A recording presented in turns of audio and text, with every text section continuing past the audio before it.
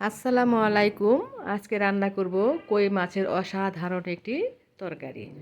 আমি কই মাছ পরিষ্কার করে কেটে মশলা টশলা লাগিয়ে এখন সুন্দর করে মশলাটা লাগাবেন যেন কই মাছটা খেতে অসাধারণ হয়। দেখুন খুব ভালো করে মশলাটা লাগিয়ে নিয়েছি। এখন একটি কড়াইয়ে তেল গরম করে কই মাছটা ভেজে নিব।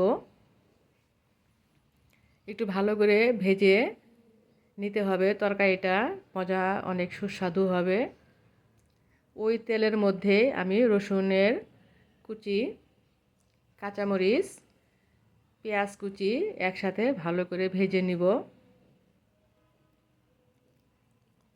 পেঁয়াজটা আমার তেলের মধ্যে অল্প ভাজা হবার পর আমি কিছু টমেটো কুচি দিয়ে দিচ্ছি। টমেটো কুচিটা একটু নেড়ে চেড়ে তার মধ্যে আমি দিয়ে দিব স্বাদ মতো লবণ।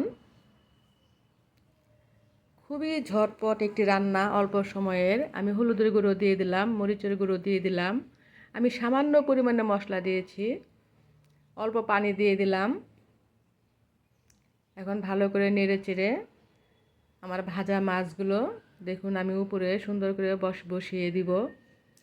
একদম অল্প সময়ে খুবই সুস্বাদু একটি তরকারি রান্না।